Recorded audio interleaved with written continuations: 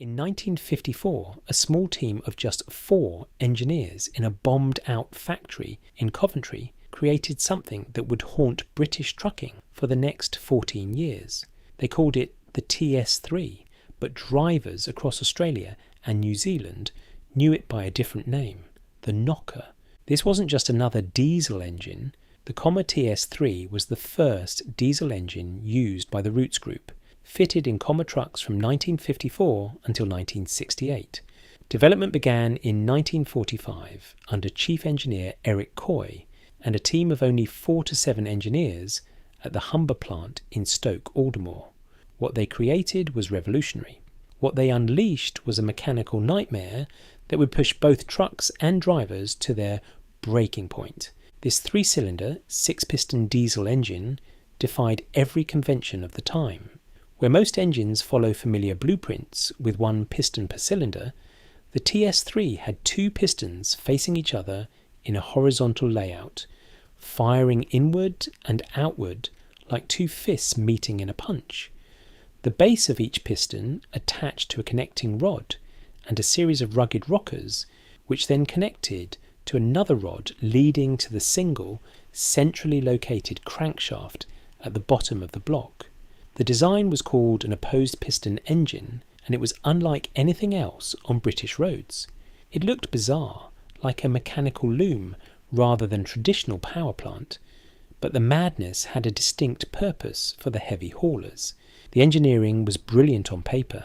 This opposed-piston design managed to reduce overall weight by completely cutting out cylinder heads and complicated valve train components. Despite being a leaner and more compact underfloor package, the engine still managed to go toe-to-toe with larger diesels of the time, delivering an initial 90 horsepower and a stout 250 pound-feet of torque. It was a rather compact engine with only a 3.25 litre displacement, yet relatively powerful given its size.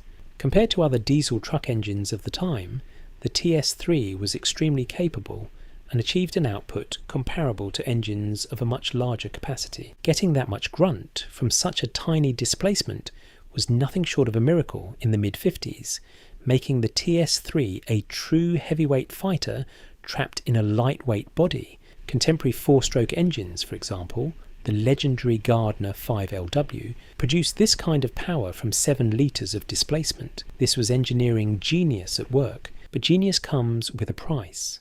The compact flat design of the TS3 enabled Rootes to slot the engine completely under the floor of the QX cab forward cabin, originally fitted to the R7 7-ton truck released in 1948. One selling point, heavily highlighted in advertising material at the time, was that this advanced packaging allowed room for 3 men to fit comfortably across the cab. The original petrol version used the development of the Humber Super Snipe engine, lying at a tilted 66-degree angle. Eric Coy's team deliberately used the flat, opposed-piston design of the TS3 specifically, so this new diesel architecture would slide perfectly into that exact same tight operational space without stealing an inch of driver comfort. The maintenance story seemed almost too good to be true. Access for maintenance was better than you'd think. A small hatch inside the cab provided access to the oil and fuel filters, the injection pump and injectors. Removable doors on either side of the cab allowed access to remove the connecting rods and pistons without ever removing the engine from the truck. The simplicity of the engine design meant there were no camshafts or valves commonly found in conventional engines that required complex removal. Even the blower could be removed easily from the front of the cabin after removing the radiator. Removing the engine from the truck for repair was only necessary if the crankshaft bearings required attention. It was a mechanic's dream, or so it seemed. The reality was far darker. The Commer TS3 engines were extremely economical, even by today's standards. A commercial motor road test from 1955 reported that a laden TS3 Commer travelled 49,000 miles and returned an average of 20.25 miles per gallon. The report states that the vehicle leaves the depot with 8 tons and makes 20 drops per day. James Powell agrees and says his restored 1955 TS3 Commer is exceptionally economical to run, but fuel economy meant nothing when the engines started eating themselves alive. The first sign of trouble was the sound. The Commer TS3 had a distinct exhaust bark you'd hear for miles, a fierce two-stroke howl that echoed through the valleys. But it wasn't the exhaust note that earned the Commer its infamous knocker reputation. The real problem was purely mechanical. Export versions of these TS3s had the larger Clayton Dewandre SC9 air compressor fitted with absolutely no damper. Because of this, as the timing gear inevitably became worn over time, these export models produced that loud, rhythmic knocker, knocker, knocker sound at idle that is so well known and feared in places like New Zealand and Australia. Back in the United Kingdom, the truck sounded different, but overseas, that violent clacking became the truck's undeniable signature tune. But the knocking sound was just the beginning of the nightmare. Drivers in the 1960s and 70s who drove Commer TS3 powered trucks on interstate trips found them so low-powered and probably worn out, you only had to see a hill in the distance or have a headwind, and it was down to a low gear. Top speed in good conditions, you may see 45 miles per hour on the speedo. These weren't just underpowered trucks, they were machines pushed well beyond their limits. At night, when the engine was pulling hard, there would be a flame coming out of the exhaust tailpipe. Flames shooting from the exhaust weren't a cool feature. They were a terrifying warning sign that the engine was destroying itself from the inside out. The mechanical carnage was systematic and predictable. They suffered from broken blower shafts, which were about 2 feet or so in length. They would snap at about the midpoint. Getting the broken bit out was the real challenge. In general, the engines gained a reputation for good performance, but this quill shaft was highly prone to breaking if overworked. When the blower shaft snapped, the engine lost its forced air supply. But drivers didn't always know immediately. They'd keep pushing, keep trying to make their deliveries.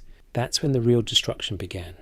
Drivers who stopped at the top of the hill for a while after a long, hard slog and let the engine cool down wouldn't have had a problem. But another expert says that it was due to over-revving going down the hill with a heavy load and lack of suitable braking. The interesting thing is that they would still start and do a hard day's work, even if suffering cracked liners from this mistreatment, cracked cylinder liners, engines that would run with internal damage that would kill any conventional diesel. The TS3 was incredibly tough, but that toughness became a curse. It would stubbornly keep running when it should have died, causing more and more catastrophic internal damage. It was also fairly easy to alter the fuel pump through various means to provide more fuel, and hence more power than intended, although this often led to melted pistons. One trick involved fitting 14mm spark plug washers over the fuel pump ramp to extend its travel. Truckers desperate for more power would blindly modify their engines, not understanding they were turning them into ticking time bombs. The transmission problems made everything worse. The transmission problem related to Commer's bad idea of fitting the 5-speed synchro box from the petrol truck to the diesel, which simply wasn't up to the job and led to first and reverse gear failure. So not only were the engines destroying themselves, but the transmissions couldn't handle the raw torque. When the timing chain broke, the engine revved way off the red line, screamed is more like it. You had to be very quick to pull the stop button before the engine disintegrated. When things went wrong with a TS3, they went wrong catastrophically. One moment you're driving, the next you're watching your engine tear itself apart at 8,000 RPM. But perhaps the most sinister aspect of the TS3 was how it appeared to succeed, while slowly destroying the trucking companies that relied on it. As of 2001, no other truck in the world had come close to regularly pulling the tons of freight per cc of engine size, or had returned as favourable fuel economy per ton of freight carried as the Roots TS3 powered Commers. The stories of loads carried in New Zealand and Australia are legendary, with TS3 powered Commers regularly carrying 3 or 4 times their designated loading. This wasn't success, this was abuse. The TS3 could handle massive overloading, but every single overloaded mile was shortening its life. Companies would push these trucks harder and harder, seeing the immediate profit without understanding the devastating long-term cost. Later versions pushed 105 horsepower, and by 1964, Commer raised the power output of the TS3 to 117 horsepower and 310 pound-feet torque to coincide with the introduction of a 16-ton Commer maxi-load model. Yet it wasn't until a report conducted by Transport Engineer magazine in the United Kingdom that it truly hit home how advanced the Commer TS3 diesel engine was for its time. In the Transport Engineer issue dated August 2001, they conducted a noise and emissions test between a MAN 18.224, Isuzu NQR, Mercedes-Benz Sprinter 413 CDI, and to make it interesting, a 37-year-old TS3 Commer. The average drive-by noise at 50 km per hour results was unexpected. MAN 84 decibels A, Isuzu 79 decibels A, and Commer 78.4 decibels A. A 37-year-old engine was quieter than modern diesels, but noise levels don't tell the whole story. The Mercedes-Benz Sprinter result was 11 particulates, and the Commer TS3 was 55 particulates. Nevertheless, when it came to fuel economy, the old TS3 Commer made the podium amid a field of young, upcoming stars and wannabes. The TS3 was an engineering marvel that became a maintenance nightmare. It was efficient but fragile, powerful but destructive, revolutionary but ultimately doomed. The end came not from mechanical failure, but from a ruthless corporate takeover. Roots had actually begun work on the TS4, a massive 4-cylinder, 8-piston evolution of the engine. Allegedly, this new beast had the potential to completely blow the international competition out of the water. 6 engines stayed in testbed work, and 8 were put into actual trucks for rigorous road evaluation. Those test trucks ran an astonishing 1.2 million miles between them, completely trouble-free, proving the opposed-piston concept had finally been perfected.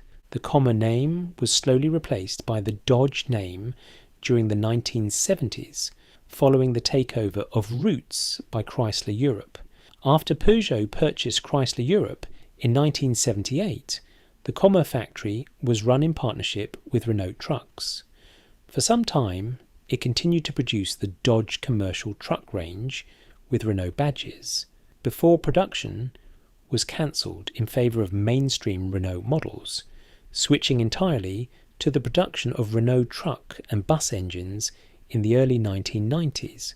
Commer, a historic British manufacturer that had existed since 1905, faded away after a deeply troubled financial history that included multiple receiverships before Humber Cars and Roots stepped in.